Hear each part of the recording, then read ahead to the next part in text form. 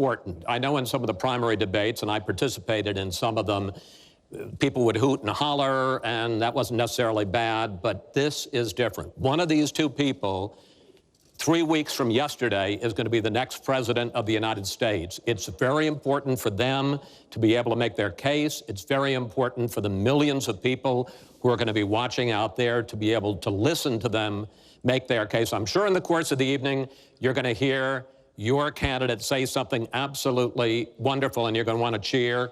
Don't.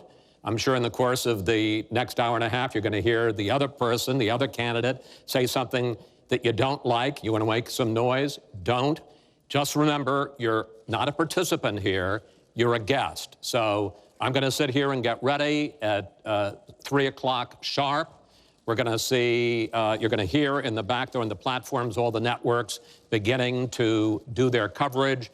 30 seconds before I'll give you notice that we're going to start, we'll introduce the candidates, applause then.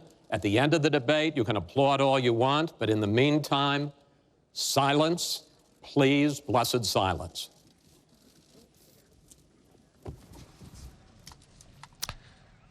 Only minutes away now from the start of this historic debate, the third and final presidential debate. This is probably the final opportunity that Donald Trump has to make a comeback. And I have to point out that his family already seated, so we're not going to see the family shake hands. And this is the last chance that each of these candidates has to make their case to as large an audience as they are tonight, unfiltered, with none of us cutting the bites and deciding the order in which it is. They get to do it speaking through, without any filter, right to the American people. A big task for Donald Trump to try to reverse the course that the campaign has been taking. Can he show to the American people that he has the temperament for the job, that he is fit to be president? And Hillary Clinton has a challenge as well. She needs to, I'm sure Chris Wallace is going to ask her questions about the WikiLeaks that have come out, those emails, the FBI notes that were posted earlier this week suggesting some controversy there. Is she going to be able to answer those questions in a credible way that doesn't feed into the lack of trust a lot of Americans have in her capabilities? So it's a tall order for both candidates, and the stakes literally could not be higher. And everybody will be watching to see if Donald Trump takes the high road or takes the low road, if you will. Or someplace in the middle. Hillary Clinton has shown in the first two debates that she is very, very disciplined. She's not only practiced, but she has executed what she has practiced, almost to a T. Donald Trump has not. At least this time around, our understanding is that he has practiced in a more traditional way. But even though he has done that, people close to him don't know if he's going to actually be that disciplined candidate, because discipline and Donald Trump generally don't go hand in hand. Even Donald Trump is one to say that. So it is still a very open question how he is actually going to handle himself once he gets on that debate stage. I just want to point out the obvious. They didn't introduce the families this time as they did earlier in the earlier debates, and I suspect the two candidates are just going to go to the lecterns and not necessarily shake hands. And the reason that Bill Clinton and Melania Trump are not going to meet in the middle and shake hands is because the Clinton campaign was put off by what they called a stunt by the Trump campaign involving past accusers of Bill Clinton's to the last debate, giving them seats in the debate hall. And they said if that's the tack he's going to take, we don't want any part of it. And that feeds into the question, is Donald Trump going to go down that road again,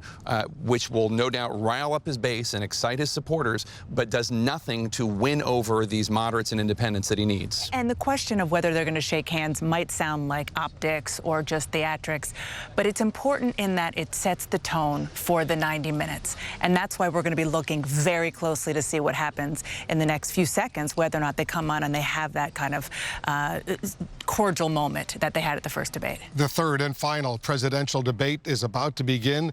They are about to be introduced, the two presidential candidates. They will walk out. Let's listen.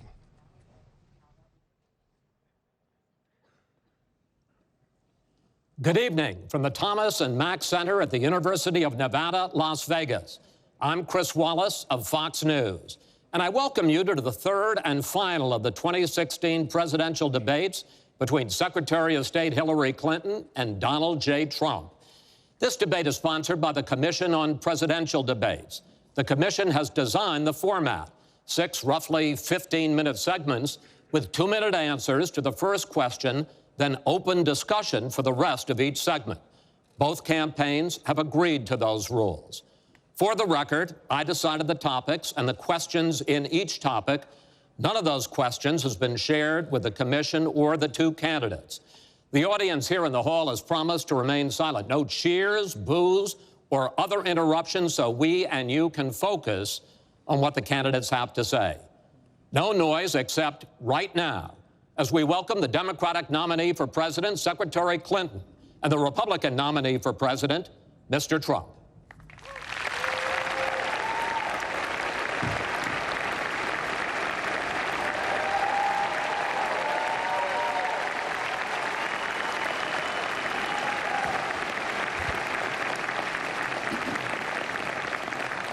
Secretary Clinton, Mr. Trump, welcome. Let's get right to it. The first topic is the Supreme Court.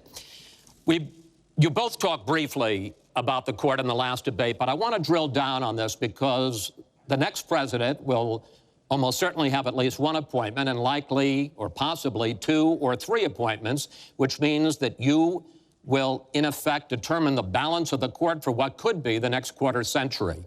First of all, where do you want to see the court take the country? And secondly, what's your view on how the Constitution should be interpreted? Do the founders' words mean what they say, or is it a living document to be applied flexibly according to changing circumstances? In this segment, Secretary Clinton, you go first. You have 2 minutes. Thank you very much, Chris, and thanks to UNLV for hosting us. You know, I think when we talk about the Supreme Court, it really raises the central issue in this election. Namely, what kind of country are we going to be? What kind of opportunities will we provide for our citizens? What kind of rights will Americans have? And I feel strongly that the Supreme Court needs to stand on the side of the American people, not on the side of the powerful corporations and the wealthy. For me, that means that we need a Supreme Court that will stand up on behalf of women's rights, on behalf of the rights of the LGBT community, that will stand up and say no to Citizens United, a decision that has undermined the election system in our country because of the way it permits dark, unaccountable money to come into our electoral system. I have major disagreements with my opponent about these issues and others that will be before the Supreme Court. But I feel that at this point in our country's history, it is important that we not reverse marriage equality, that we not reverse Roe v. Wade, that we stand up against Citizens United, we stand up for the rights of people in the workplace, that we stand up and basically say the Supreme Court should represent all of us. That's how I see the court, and the kind of people that I would be looking to nominate to the court would be in the great tradition of standing up to the powerful, standing up on behalf of our rights as Americans. And I look forward to having that opportunity. I would hope that the Senate would do its job and confirm the nominee that President Obama has sent to them. That's the way the Constitution fundamentally should operate. The president nominates, and then the Senate advises and consents or not, but they go forward with the process. Secretary Clinton, thank you. Mr. Trump, same question. Where do you want to see the court take the country, and how do you believe the Constitution should be interpreted? Well, first of all, it's great to be with you, and thank you, everybody. The Supreme Court, it's what it's all about. Our country is it's just so imperative that we have the right justices. Something happened recently where Justice Ginsburg made some very, very inappropriate statements toward me and toward a tremendous number of people, many, many millions of people that I represent. And she was forced to apologize, and apologize she did. But these were statements that should never, ever have been made. We need a Supreme Court that, in my opinion, is going to uphold the Second Amendment and all amendments, but the Second Amendment, which is under absolute siege. I believe if my opponent should win this race, which I truly don't think will happen, we will have a Second Amendment which will be a very, very small replica of what it is right now.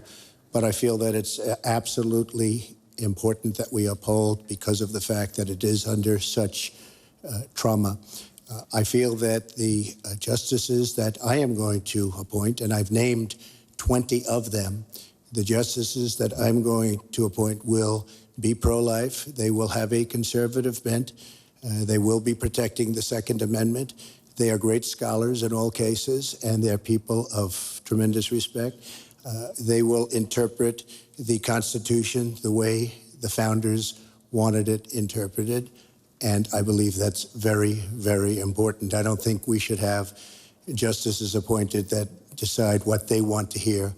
It's all about the Constitution and so important, the Constitution the way it was meant to be. And those are the people that I will appoint.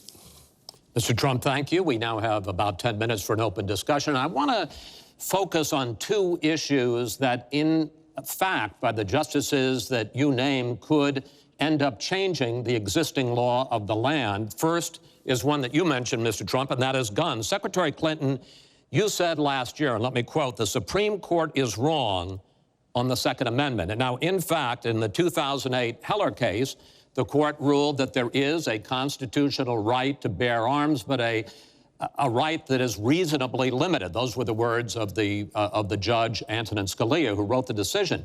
What's wrong with that? Well, first of all, I support the Second Amendment. I lived in Arkansas for 18 wonderful years. I represented upstate New York. I understand and respect the tradition of gun ownership. It goes back to the founding of our country. But I also believe that there can be and must be reasonable regulation. Because I support the Second Amendment doesn't mean that I want people who shouldn't have guns to be able to threaten you, kill you or members of your family. And so when I think about what we need to do, we have 33,000 people a year who die from guns. I think we need comprehensive background checks, need to close the online loophole, close the gun show loophole. There's other matters that I think are sensible, that are the kind of reforms that would make a difference, that are not in any way conflicting with the Second Amendment. You mentioned the Heller decision, and what I was saying that you referenced, Chris, was that I disagreed with the way the court applied the Second Amendment in that case, because what the District of Columbia was trying to do was to protect toddlers from guns. And so they wanted people with guns to safely store them. And the court didn't accept that reasonable regulation, but they've accepted many others. So I see no conflict between saving people's lives and defending the Second Amendment. Let me bring Mr. Trump in here. The Bipartisan Open Debate Coalition got millions of votes on questions to ask here, and this was, in fact, one of the top questions that they got. How will you ensure the Second Amendment is protected? You just heard Secretary Clinton's answer. Does she persuade you that while you may disagree on regulation, that in fact she supports a Second Amendment right to bear arms? Well, the D.C. versus Heller decision was very strongly, and she was extremely angry about it. I watched. I mean, she was very, very angry when upheld. And Justice Scalia was so involved, and it was a well-crafted decision. But Hillary was extremely upset, extremely angry, and people that believe in the Second Amendment and believe in it very strongly were very upset with what she had to say. Well, let me bring in Secretary Clinton. Were you extremely upset? Well, I was upset because, unfortunately, dozens of toddlers injure themselves, even kill people with guns, because, unfortunately, not everyone who has loaded guns in their homes takes appropriate precautions. But there's no doubt that I respect the Second Amendment, that I also believe there's an individual right to bear arms. That is not in conflict with sensible, common sense regulation. And, you know, look, I understand that Donald's been strongly supported by the NRA. The gun lobby's on his side. They're running millions of dollars of ads against me. And I regret that, because what I would like to see is for people to come together and say, of course, we're going to protect and defend the Second Amendment, but we're going to do it in a way that tries to save some of these 33,000 lives that we lose every year. Let me bring Mr. Trump back into that, because, in fact, you oppose any limits on assault weapons, any limits on high-capacity magazines. You support a national right to carry law. Why, sir? Well, let me just tell you before we go any further, in Chicago, which has the toughest gun laws in the United States, probably you could say by far, they have more gun violence than any other city.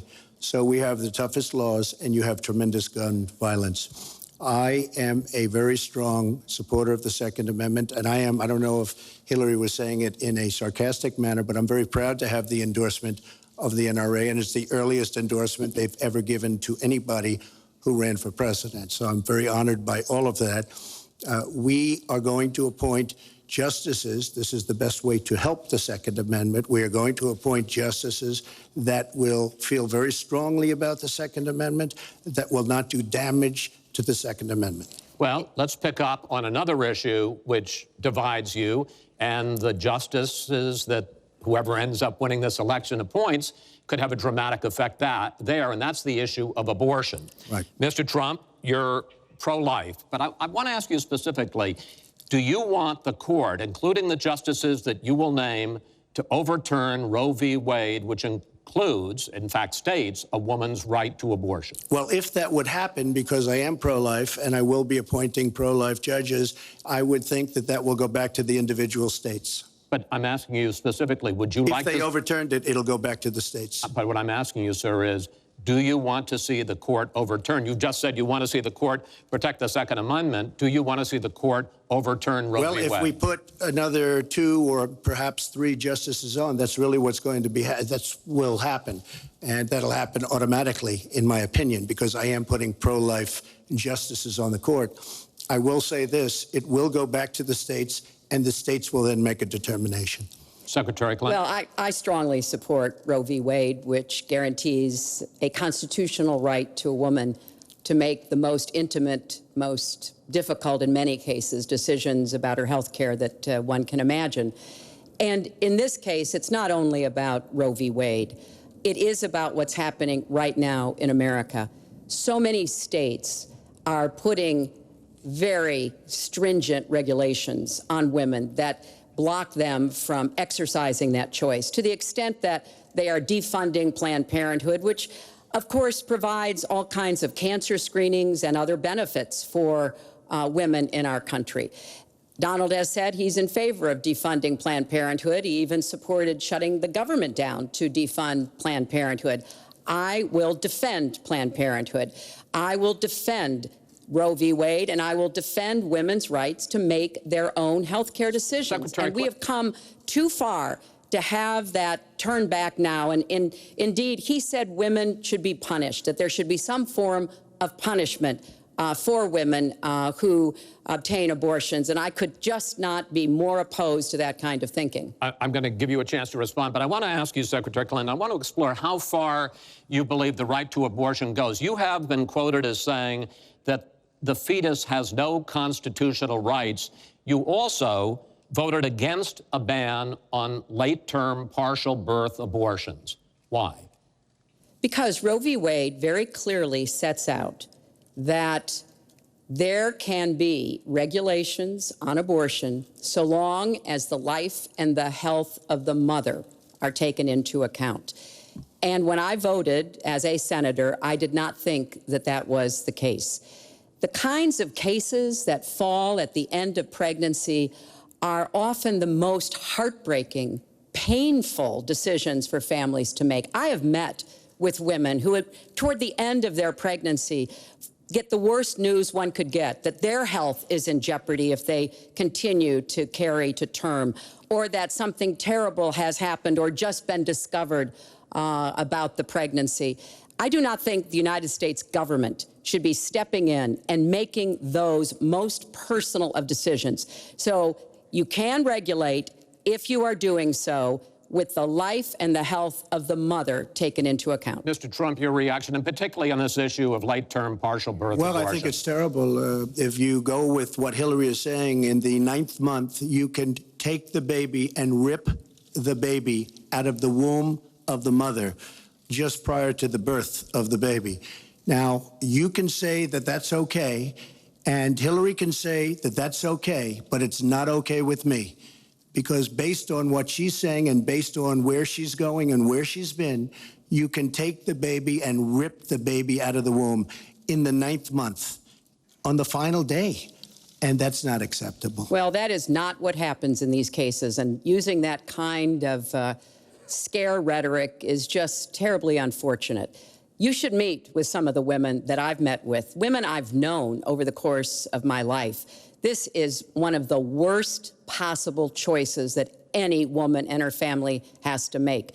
And I do not believe the government should be making it. You know, I've had the great honor of traveling across the world on behalf of our country. I've been to countries where governments either forced women to have abortions like they used to do in China, or forced women to bear children like they used to do in Romania. And I can tell you the government has no business in the decisions that women make with their families in accordance with their faith, with medical advice, and I will stand up for that right. All right. But just briefly, I want to move on to another honestly, segment. Nobody has business doing what I just said, doing that as late as 1 or 2 or 3 or 4 days prior to birth. Nobody has that. All right. Let's move on to the subject of immigration. And there is almost no issue that separates the two of you more than the issue of immigration. Actually, there are a lot of issues that separate the two of you. Mr. Trump, you want to build a wall. Secretary Clinton, you have offered no specific plan for how you want to secure our southern border. Mr. Trump, you are calling for major deportations. Secretary Clinton, you say that within your first 100 days as president, you're going to offer a package that includes a pathway to citizenship. The question really is, why are you right and your opponent wrong? Mr. Trump, you go first in this segment. You have 2 minutes. Well, first of all, she wants to give amnesty, which is a disaster and very unfair to all of the people that are waiting in line for many, many years. We need strong borders. In the audience tonight, we have 4 mothers of, I mean, these are unbelievable people that I've gotten to know over a period of years whose children have been killed, brutally killed by people that came into the country illegally. You have thousands of mothers and fathers and relatives all over the country. They're coming in illegally. Drugs are pouring in through the border. We have no country if we have no border. Hillary wants to give amnesty. She wants to have open borders. The border secure, as you know, the Border Patrol agents, 16,500 plus ICE last week endorsed me. First time they've ever endorsed a candidate. It means their job is tougher, but they know what's going on. They know it better than anybody. They want strong borders. They feel we have to have strong borders. I was up in New Hampshire the other day. The biggest complaint they have, it's with all of the problems going on in the world, many of the problems caused by Hillary Clinton and by Barack Obama, all of the problems, their single biggest problem is heroin that pours across our southern borders, just pouring and destroying their youth. It's poisoning the blood of their youth and plenty of other people. We have to have strong borders. We have to keep the drugs out of our country. Right now, we're getting the drugs, they're getting the cash. We need strong borders. We need we cannot give amnesty. Now, I want to build the wall. We need the wall. The Border Patrol, ICE, they all want the wall. We stop the drugs. We shore up the border. One of my first acts will be to get all of the drug lords, all of the bad ones. We have some bad, bad people in this country that have to go out. We're going to get them out. We're going to secure the border. And once the border is secured, at a later date, we'll make a determination as to the rest. But we have some bad hombres here, and we're going to get them out. Mr. Trump, thank you. Same question to you, Secretary Clinton. Basically, why are you right and Mr. Trump is wrong? Well, as he was talking, I was thinking about a young girl I met here in Las Vegas, Carla, who was very worried that her parents might be deported because she was born in this country, but they were not. They work hard. They do everything they can to give her a good life. And you're right. I don't want to rip families apart. I don't want to be sending parents away from children. I don't want to see the deportation force that Donald has talked about in action in our country. We have 11 million undocumented people. They have 4 million American citizen children, 15 million people. He said as recently as a few weeks ago in Phoenix that every undocumented person would be subject to deportation. Now, here's what that means. It means you would have to have a massive law enforcement presence, where law enforcement officers would be going school to school, home to home, business to business, rounding up people who are undocumented. And we would then have to put them on trains, on buses to get them out of our country. I think that is an idea that is not in keeping with who we are as a nation. I think it's an idea that would rip our country apart. I have been for border security for years. I voted for border security in the United States Senate. And my comprehensive immigration reform plan, of course, includes border security. But I want to put our resources where I think they're most needed, getting rid of any violent person, anybody who should be deported, we should deport them. When it comes to the wall that Donald talks about building, he went to Mexico, he had a meeting with the Mexican president, didn't even raise it, he choked, and then got into a Twitter war because the Mexican president said, we're not paying for that wall. So I think we are both a nation of immigrants and we are a nation of laws, and that we can act accordingly. And that's why I'm introducing comprehensive immigration reform within the first 100 days with a path to citizenship. Thank you, Secretary Clinton. I want to follow up. I think I should respond to that. First of all, I had a very good meeting with the president of Mexico, very nice man. We will be doing very much better with Mexico on trade deals, believe me. The NAFTA deal signed by her husband is one of the worst deals ever made of any kind, signed by anybody. It's a disaster. Hillary Clinton wanted the wall. Hillary Clinton fought for the wall in 2006 or thereabouts. Now, she never gets anything done, so naturally the wall wasn't built. But Hillary Clinton wanted the wall. Well, we are a country of laws. And by the way, no, wait. I'd like to hear from. I'd like to hear from Secretary Clinton. I voted for border security, and there are some limited places where that was appropriate. There also is necessarily going to be new technology and how best to deploy that. But it is clear when you look at what Donald has been proposing. He started his campaign bashing immigrants, calling Mexican immigrants rapists and criminals and drug dealers, that he has a very different view about what we should do to deal with immigrants. Now, what I am also arguing is that bringing undocumented immigrants out from the shadows, putting them into the formal economy will be good, because then employers can't exploit them and undercut Americans' wages. And Donald knows a lot about this. He used undocumented labor to build the Trump Tower. He underpaid undocumented workers, and when they complained, he basically said what a lot of employers do. You complain, I'll get you deported. I want to get everybody out of the shadows, get the economy working, and not let employers like Donald exploit undocumented workers, which hurts them but also hurts American workers. Mr. Trump. President Obama has moved millions of people out. Nobody knows about it. Nobody talks about it. But under Obama, millions of people have been moved out of this country. They've been deported. She doesn't want to say that, but that's what's happened, and that's what's happened big league. As far as moving these people out and moving, we either have a country or we don't. We're a country of laws. We either have a border or we don't. Now, you can come back in and you can become a citizen, but it's very unfair. We have millions of people that did it the right way. They're online, they're waiting. We're going to speed up the process, big league, because it's very inefficient. But they're online and they're waiting to become citizens. Very unfair that somebody runs across the border, becomes a citizen. Under her plan, you have open borders. You would have a disaster on trade, and you will have a disaster with your open borders. But what she doesn't say is that President Obama has deported millions and millions of people just the way it is. Secretary Clinton, I want to... We will not have open borders. Well, that is a rank mischaracterization. Secretary Clinton. We will have secure borders, but we will also have reform. And this used to be a bipartisan issue. Ronald Reagan was the last president to sign immigration reform, and George W. Bush supported it as well. Secretary Clinton, I want to clear up your position on this issue, because in a speech you gave to a Brazilian bank for which you were paid $225,000, we've learned from the WikiLeaks that you said this, and I want to quote, "My dream is a hemispheric common market with open trade and open borders." So that's the question. That's the question. Please quiet, everybody.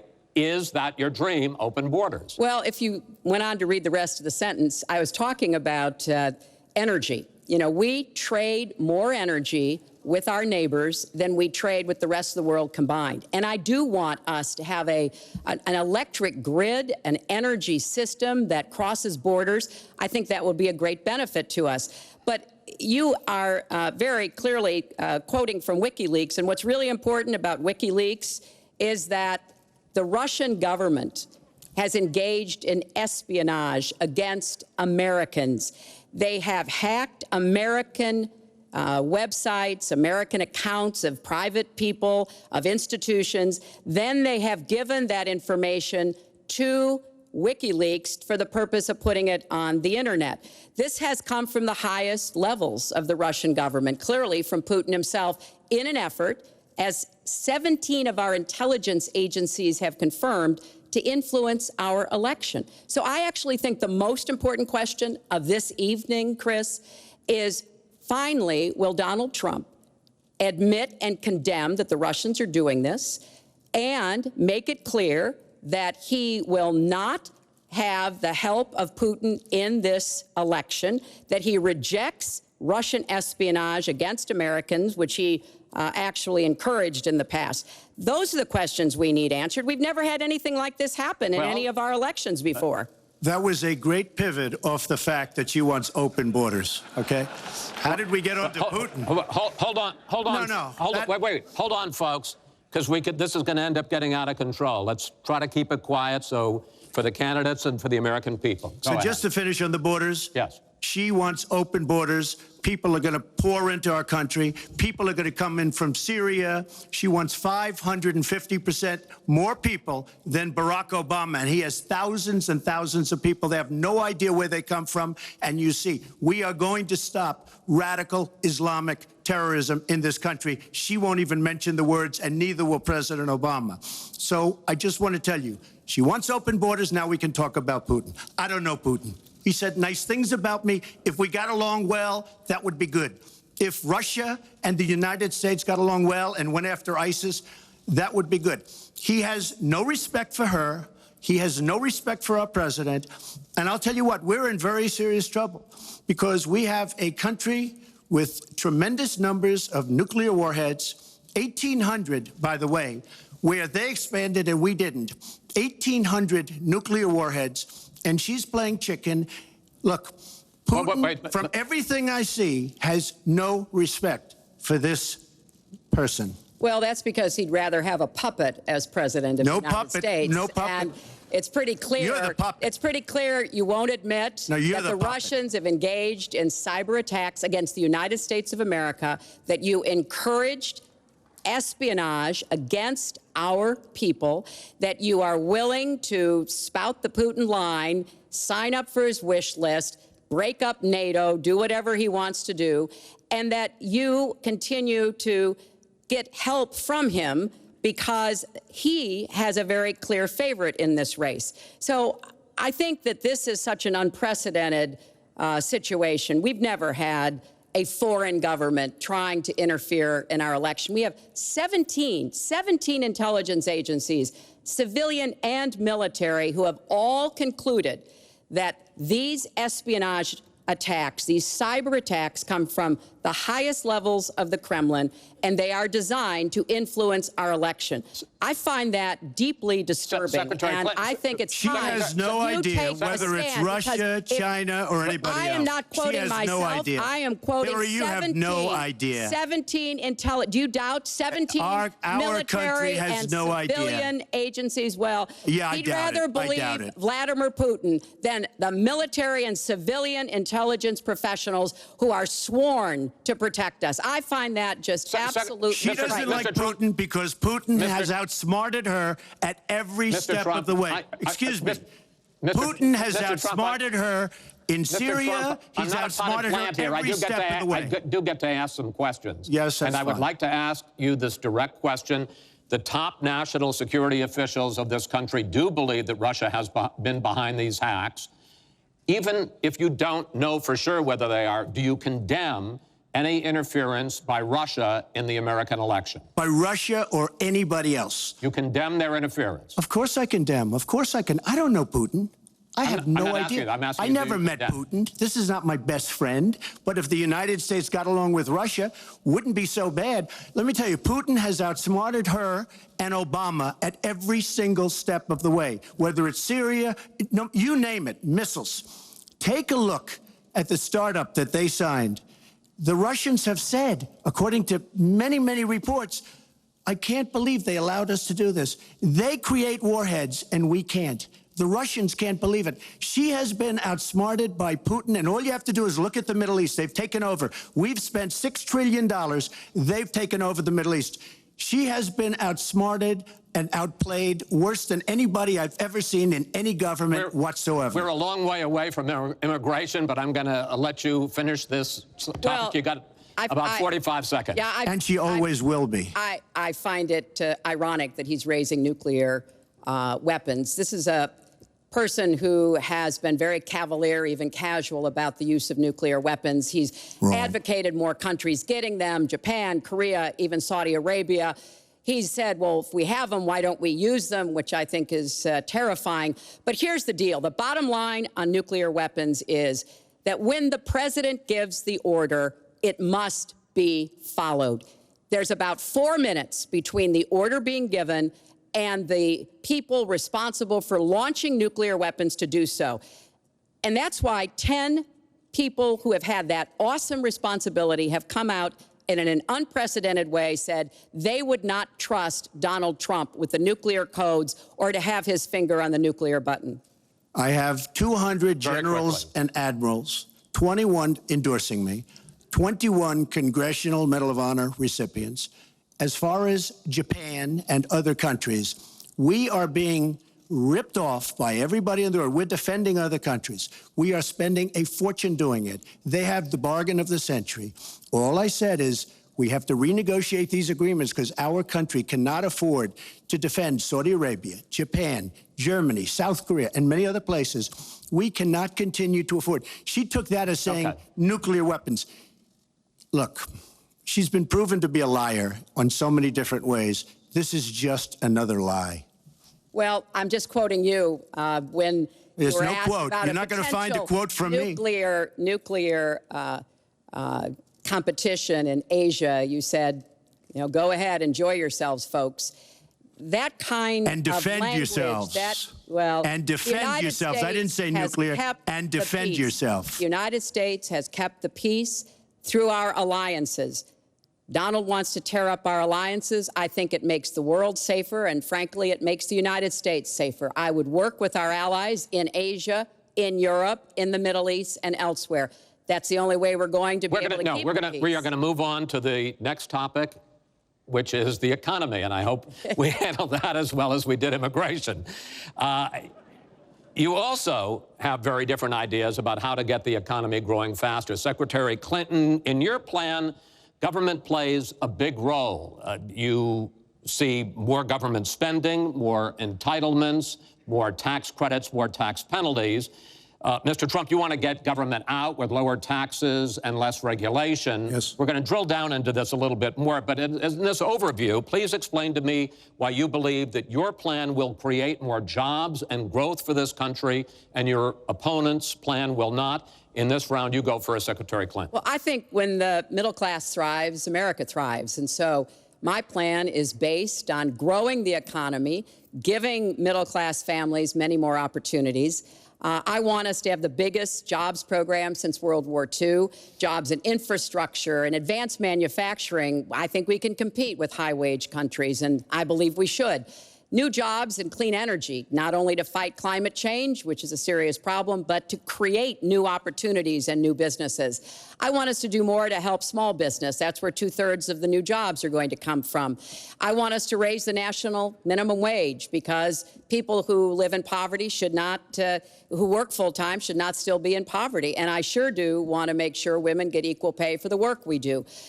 I feel strongly that we have to have an education system that starts with preschool and goes through college. That's why I want more technical education in high schools and in community colleges, real apprenticeships to prepare young people for the jobs of the future. I want to make college debt-free, and for families making less than $125,000, you will not get a tuition bill from a public college or university if the plan that I worked on with Bernie Sanders is enacted. And we're going to work hard to make sure that it is, because we are going to go where the money is. Most of the gains in the last years since the Great Recession have gone to the very top. So we are going to have the wealthy pay their fair share. We're going to have corporations make a contribution greater than they are now to our country. That is a plan that has been analyzed by independent experts, which said that it could produce 10 million new jobs. By contrast, Donald's plan has been analyzed to conclude it might lose 3.5 million jobs. Why? Because his whole plan is to cut taxes, to give the biggest tax breaks ever to the wealthy and to corporations, adding $20 trillion to our debt and causing the kind of dislocation that we have seen before, because it truly will be trickle-down economics on steroids. So the plan I have, I think, will actually produce greater opportunities. The plan he has will cost us jobs and possibly lead to another great recession. Secretary, thank you. Mr. Trump, why will your plan create more jobs and growth than Secretary Clinton? Well, first of all, before I start on my plan, her plan is going to raise taxes and even double your taxes. Her tax plan is a disaster. And she can say all she wants about college tuition, and I'm a big proponent. We're going to do a lot of things for college tuition, but the rest of the public's going to be paying for it. We will have a massive, massive tax increase under Hillary Clinton's plan. But I'd like to start off where we left, because when I said Japan and Germany, and I'm not to single them out, but South Korea, these are very rich, powerful countries. Saudi Arabia, nothing but money. We protect Saudi Arabia. Why aren't they paying? She immediately, when she heard this, I questioned it. And I questioned NATO. Why aren't the NATO questioned? Why aren't they paying? Because they weren't paying. Since I did this was a year ago, all of a sudden they're paying. And I've been given a lot of credit for it. All of a sudden they're starting to pay up. They have to pay up. We're protecting people. They have to pay up. And I'm a big fan of NATO, but they have to pay up. She comes out and said, we love our allies. We think our allies are great. Well, it's awfully hard to get them to pay up when you have somebody saying, we think how great they are. We have to tell Japan in a very nice way. We have to tell Germany, all of these countries, South Korea, we have to say, you have to help us out. We have, during his regime, during President Obama's regime, we've doubled our national debt. We're up to $20 trillion. So my plan, we're going to renegotiate trade deals. We're going to have a lot of free trade. We're going to have free trade, more free trade than we have right now. But we have horrible deals. Our jobs are being taken out by the deal that her husband signed, NAFTA, one of the worst deals ever. Our jobs are being sucked out of our economy. You look at all of the places that I just left. You go to Pennsylvania, you go to Ohio, you go to Florida, you go to any of them. You go upstate New York. Our jobs have fled to Mexico and other places. We're bringing our jobs back. I am going to renegotiate NAFTA. And if I can't make a great deal, then we're going to terminate NAFTA and we're going to create new deals. We're going to have trade, but we're going to terminate it. We're going to make a great trade deal. And if we can't, we're going to do it. We're going to go a separate way, because it has been a disaster. We are going to cut taxes massively. We're going to cut business taxes massively. They're going to start hiring people. We're going to bring the $2.5 trillion that's offshore back into the country. We are going to start the engine rolling again, because right now our country is dying at 1% GDP. Well, let me translate that if I can, Chris, because you can't. The fact is he's going to advocate for the largest tax cuts we've ever seen, 3 times more than the tax cuts under the Bush administration. I have said repeatedly throughout this campaign, I will not raise taxes on anyone making $250,000 or less. I also will not add a penny to the debt. I have costed out what I'm going to do. He will, through his massive tax cuts, add $20 trillion to the debt. Well, he mentioned the debt. We know how to get control of the debt. When my husband was president, we went from a $300 billion deficit to a $200 billion surplus, and we were actually on the path to eliminating the national debt. When President Obama came into office, he inherited the worst economic disaster since the Great Depression. He has cut the deficit by 2/3. So, yes, one of the ways you go after the debt, one of the ways you create jobs is by investing in people. So I do have investments in new jobs, investments in education, skill training, and the opportunities for people to get ahead and stay ahead. That's the kind of approach that will work. Cutting taxes on the wealthy, we've tried that. It has not worked the way that it has been promised. Secretary Clinton, I want to pursue your plan because in many ways it is similar to the Obama stimulus plan in 2009, which has led to the slowest GDP growth since 1949. Correct. Thank you, sir. You told me in July when we spoke that the problem is that President Obama didn't get to do enough in what he was trying to do with this stimulus. So is your plan basically even more of the Obama stimulus? Well, it's a combination, Chris. And let me say that when you inherit the level of economic catastrophe that President Obama inherited, it was a real touch-and-go situation. I was in the Senate before I became Secretary of State. I've never seen people as physically distraught as the Bush administration team was because of what was happening to the economy. I personally believe that the steps that President Obama took saved the economy. He doesn't get the credit he deserves for taking some very hard positions. But it was a terrible recession. So now we've dug ourselves out of it. We're standing, but we're not yet running. So what I am proposing is that we invest from the middle out and the ground up, not the top down. That is not going to work. That's why what I have put forward doesn't add a penny to the debt, but it is the kind of approach that will enable more people to take those new jobs, higher paying jobs. We're beginning to see some increase in incomes, and we certainly have had a long string of increasing jobs. We've got to do more to get the whole economy moving, and that's what I believe I will be able to do. Mr. Trump, even conservative economists who have looked at your plan say that the numbers don't add up, that your idea, and you've talked about 25 million jobs created, 4% Over a 10-year period. growth, is unrealistic. And they say, you talk a lot about growing the energy industry, they say with oil prices as low as they are right now, that's unrealistic as well. Your response? So I just left some high representatives of India. They're growing at 8%. China is growing at 7%, and that for them is a catastrophically low number. We are growing. Our last report came out, and it's right around the 1% level, and I think it's going down. Last week, as you know, at the end of last week, they came out with an anemic jobs report, a terrible jobs report. In fact, I said, is that the last jobs report before the election? Because if it is, I should win easily. It was so bad. The report was so bad. Look, our country is stagnant.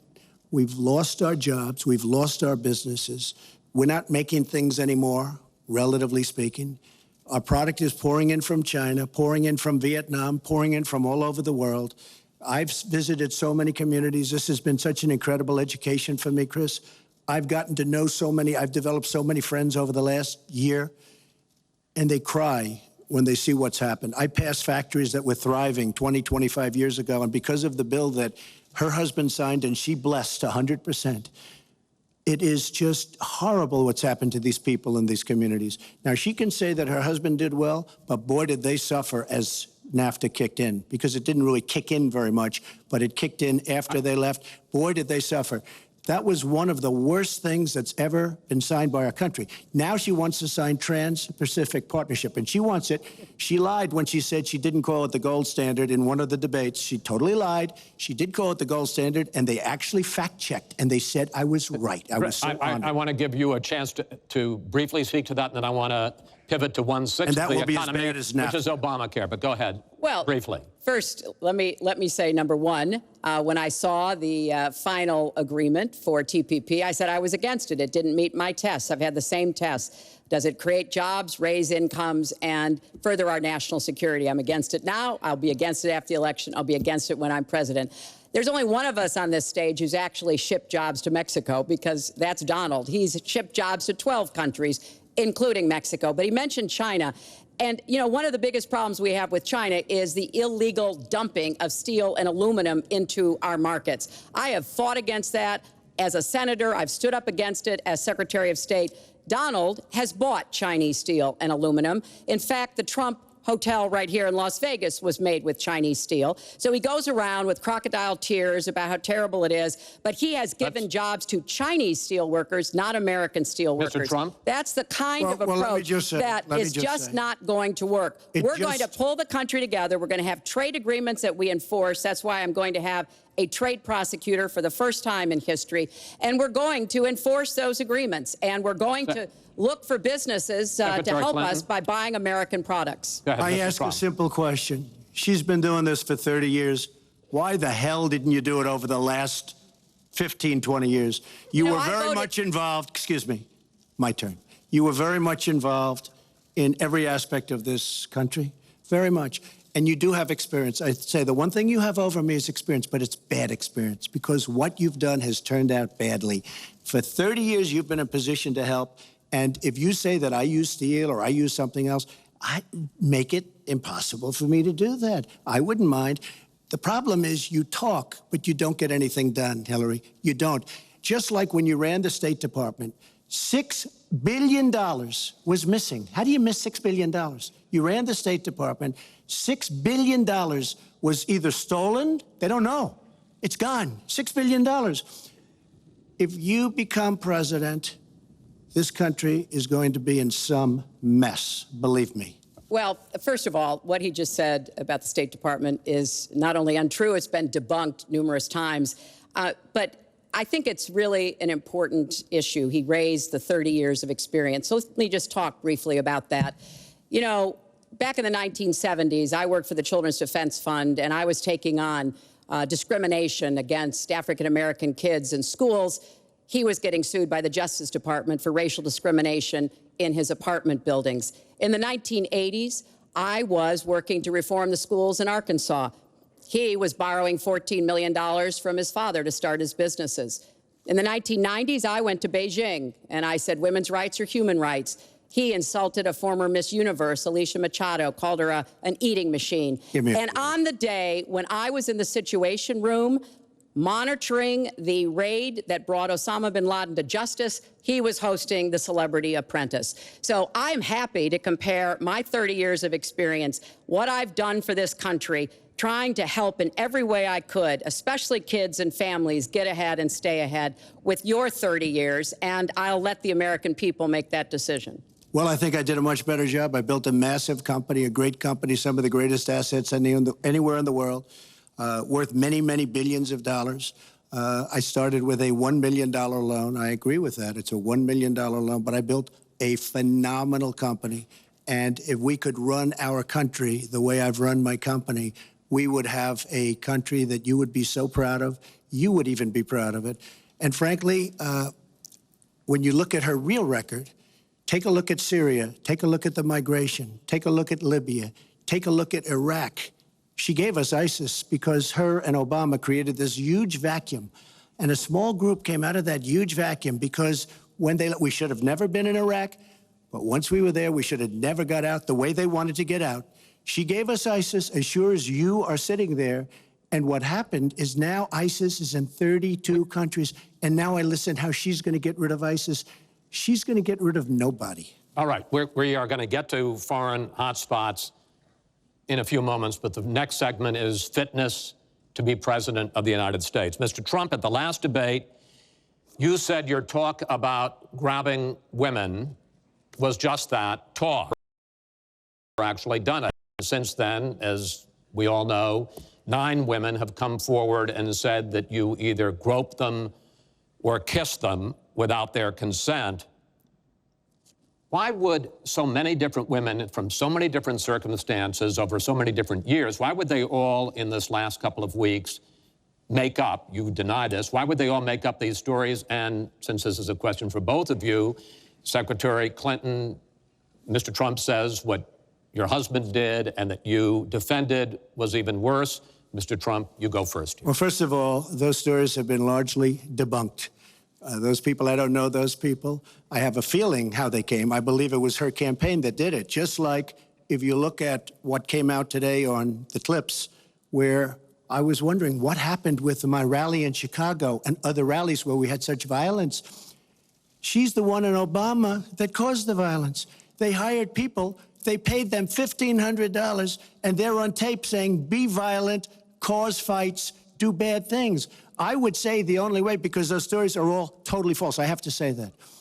And I didn't even apologize to my wife, who's sitting right here, because I didn't do anything.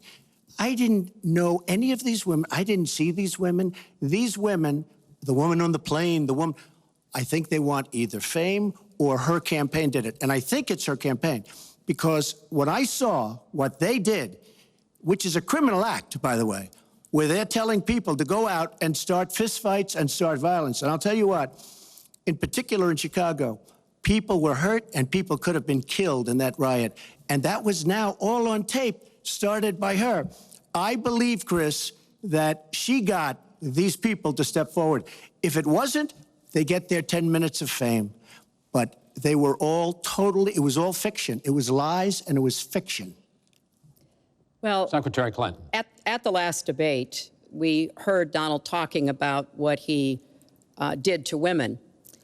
And after that, a number of women have come forward saying that's exactly what he did to them. Now, what was his response? Well, he held a number of big rallies where he said that he could not possibly have done those things to those women because they were not attractive enough for I did not them say to be that. assaulted. I did not say that. In fact, he went on to say... Her 2 minutes, sir, her 2 minutes. But did not say that. It's her 2 minutes. He went on to say, look at her. I don't think so. About another woman, he said, that wouldn't be my first choice. He attacked the woman reporter writing the story, called her disgusting, as he has called a number of women during this campaign. You know, Donald thinks belittling women makes him bigger. He goes after their dignity, their self-worth, and I don't think there is a woman anywhere who doesn't know what that feels like. So we now know what Donald thinks and what he says and how he acts toward women. That's who Donald is. I think it's really up to all of us to demonstrate who we are and who our country is, and to stand up and be very clear about what we expect from our next president, how we want to bring our country together, where we don't want to have the kind of pitting of people one against the other, where instead we celebrate our diversity, we lift people up, and we make our country even greater. America is great because America is good. And it really is up to all of us to make that true now and in the future, and particularly for our children and our grandchildren. Mr. Trump. Nobody has more respect for women than I do. Nobody. Nobody has more respect. Please, everybody. And frankly, those stories have been largely debunked. And I really want to just talk about something slightly different. She mentions this, which is all fiction, all fictionalized, probably or possibly started by her and her very sleazy campaign. But I will tell you, what isn't fictionalized are her emails, where she destroyed 33,000 emails criminally, after getting a subpoena from the United States Congress. What happened to the FBI? I don't know. We have a great general, four-star general, today, you read it in all the papers, going to potentially serve 5 years in jail for lying to the FBI. One lie. She's lied hundreds of times to the people, to Congress, and to the FBI. He's going to probably go to jail. This is a four-star general. And she gets away with it, and she can run for the presidency of the United States. That's really what you should be talking about, not fiction, where somebody wants fame or where they come out of her crooked campaign. Secretary Clinton. Well, every time Donald is pushed on something which is obviously uncomfortable, like what these women are saying, he immediately goes to denying responsibility. And it's not just about women. He never apologizes or says he's sorry for anything. So we know what he has said and what he's done to women. But he also went after a disabled reporter, mocked and mimicked him on national television. He went after Mr. and Mrs. Khan, the parents of a young man who died serving our country, a Gold Star family because of their religion. He went after John McCain, a prisoner of war, said he prefers people who aren't captured. He went after a federal judge born in Indiana, but who Donald said couldn't be trusted to try the fraud and racketeering case against Trump University because his parents were Mexican. So it's not one thing. This is a pattern of divisiveness, of a very dark and in many ways dangerous vision of our country, where he incites violence, where he applauds people who are pushing and pulling and punching at his rallies. That is not who America is. And I hope that as we move in the last weeks of this campaign, more and more people will understand what's at stake in this election. It really does come down to what kind of country we are going to have. So sad when she talks about violence at my rallies, and she caused the violence. It's on tape. During The other things are false, but honestly, I'd love to talk about getting rid of ISIS, and I'd love to talk about other things. Okay. But those other charges, as she knows, are false. In this bucket about fitness to be president, there's been a lot of developments over the last 10 days since the last debate.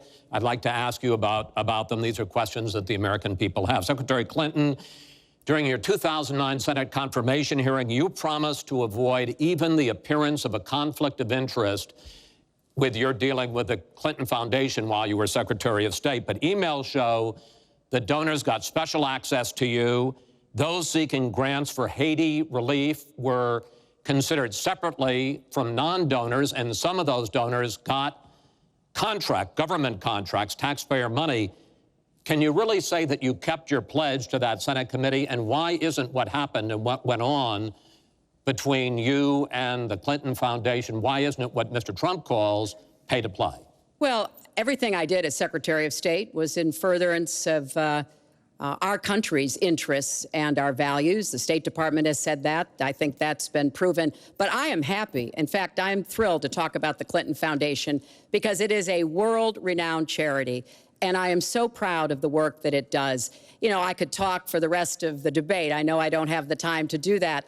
But just briefly, the Clinton Foundation made it possible for 11 million people around the world with HIV/AIDS to afford treatment. And that's about half of all the people in the world who are getting treatment. In partnership with the American Health Association, we have made environments in schools healthier for kids, including healthier lunches. Respectfully, this is an open discussion. Well, it is an open discussion. I understand, and the specific question went to pay for play. Do you want to talk about that? But there is no evidence, but there is a lot of evidence about the very good work and it's a and criminal the high enterprise, rankings that and the so many people know Clinton it. It's a have gotten criminal for their work. enterprise.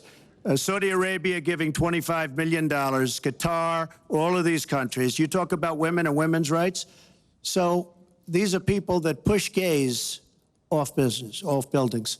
These are people that kill women and treat women horribly, and yet you take their money. So I'd like to ask you right now, why don't you give back the money that you've taken from certain countries that treat certain groups of people so horribly? Why don't you give back the money? I think it would be a great gesture. Well, because she takes a tremendous amount of money, and you take a look at the people of Haiti. I was at a little Haiti the other day in Florida, and I want to tell you, they hate the Clintons because what's happened in Haiti with the Clinton Foundation is a disgrace. And you know it, and they know it, and everybody knows Secretary it. Clinton. Well, very quickly, we at the Clinton Foundation spend 90% of all the money that is donated on behalf of programs of people around the world and in our own country.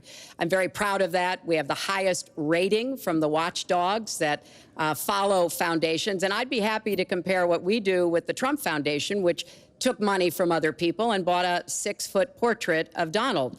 I mean, who does that? It just was astonishing. But when it comes to Haiti, Haiti is the poorest country in our hemisphere. The earthquake and the hurricanes, it has devastated Haiti. Bill and I have been involved in trying to help Haiti for many years. The Clinton Foundation raised $30 million to help Haiti after the catastrophic earthquake and all of the terrible problems the people there had.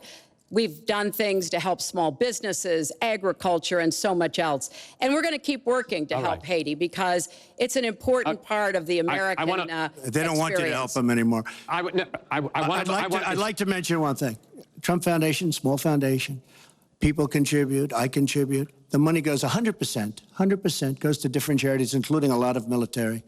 I don't get anything. I don't buy boats. I don't buy planes. What happens is the money goes out. Wasn't some of the money used to settle your lawsuit, sir? No, it was, we put up the American flag, and that's it. They put up the American flag. We fought for the right in Palm Beach to put up the American flag. There was a penalty that was imposed by Palm Beach County, and the money came from your foundation. And by the way, the money, instead of Mar-a-Lago yourself, went sir. to Fisher House, where they build houses. The money that you're talking about went to Fisher House, where they build houses for veterans and disabled. I want to get into one But last... of course, there's no way we can know whether any of that is true because he hasn't released his tax returns. He is the first candidate ever to run for president in the last 40-plus years who has not released his tax returns. So everything he says about charity or anything else, we can't prove it. You can look at our tax returns. We've got them all out there. But what is really troubling is that we learned in the last debate he has not paid a penny in federal income tax.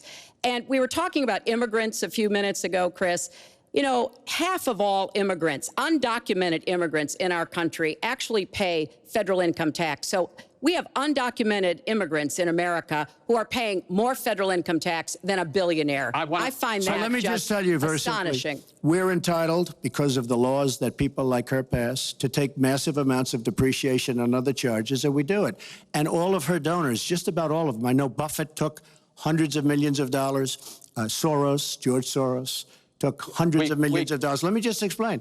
All of her donors, most of her donors have done the same thing as I did. Okay. Well, And you know what you should have done? Folks, we heard and this. you know, Hillary, what you should have done? You should have changed the law when you were a United States Senator. If you don't like it. Yeah. Because your donors and your special interests are doing the same thing as I do, except even more so. Well, you you know- should have changed the law, but you won't change the law because you take in so much money. I mean, I sat in my apartment today on a very beautiful hotel down the street, known as Trump. Made with Chinese steel. But I will tell you, I sat there watching ad after ad after ad, false ad, all paid for by your friends on Wall Street that gave so much money because they know you're going to protect them. And frankly, you should have changed the Mr. laws. Trump, if you don't like what I did, you should have changed the laws. Mr. Trump, I want to ask you about one last question in this topic. You have been warning at rallies recently that this election is rigged and that Hillary Clinton is in the process of trying to steal it from you. Your running mate, Governor Pence, pledged on Sunday that he and you, his words, will absolutely accept the result of this election. Today, your daughter Ivanka said the same thing. I want to ask you here on the stage tonight, do you make the same commitment that you will absolutely, sir, that you will absolutely accept the result of this election? I will look at it at the time. I'm not looking at anything now. I'll look at it at the time. What I've seen is so bad. First of all, the media is so dishonest and so corrupt, and the pile-on is so amazing. The New York Times actually wrote an article about it that they don't even care. It's so dishonest, and they've poisoned the minds of the voters. But unfortunately for them, I think the voters are seeing through it. I think they're going to see through it. We'll find out on November 8th, but I think they're going to see through it. But, sir, there's if you look, excuse me, Chris, if you look at your voter rolls, you will see millions of people that are registered to vote. Millions. This isn't coming from me. This is coming from Pew Report and other places. Millions of people that are registered to vote that shouldn't be registered to vote. So let me just give you one other thing. So I talk about the corrupt media. I talk about the millions of people. Tell you one other thing. She shouldn't be allowed to run. She's guilty of a very, very serious crime. She should not be allowed to run. And just in that respect, I say it's rigged. Because she should never, Chris, she should never have been allowed to run for the presidency based on what she did with emails and so many other things. But, sir, there is a tradition in this country. In fact, one of the prides of this country is the peaceful transition of power, and that no matter how hard fought a campaign is, that at the end of the campaign, that the loser concedes to the winner. Not saying that you're necessarily going to be the loser or the winner, but that the loser concedes to the winner and that the country comes together in part for the good of the country. Are you saying you're not prepared now to What commit I'm to that saying principle. is that I will tell you at the time. I'll keep you in suspense. Well, okay? Chris, let me respond to that because that's horrifying. You know, every time Donald thinks things are not going in his direction, he claims whatever it is rigged against him. The FBI conducted a year-long investigation into my emails. They concluded there was no case. He said the FBI was rigged. He lost the Iowa caucus. He lost the Wisconsin primary. He said the Republican primary was rigged against him. Then Trump University gets sued for fraud and racketeering. He claims the court system and the federal judge is rigged against him. There was even a time when he didn't get an Emmy for his TV program 3 years in a row, and he started tweeting that the Emmys were rigged against Should have him. gotten it. This is a mindset. This is how Donald thinks. And it's funny, but it's also really troubling. Okay. No, that is not the way our democracy works. We've been around for 240 years. We've had free and fair elections. We've accepted the outcomes when we may not have liked them. And that is what must be expected of anyone standing on a debate stage during a general election. You know, President Obama said the other day, when you're whining before the game is even finished, it just shows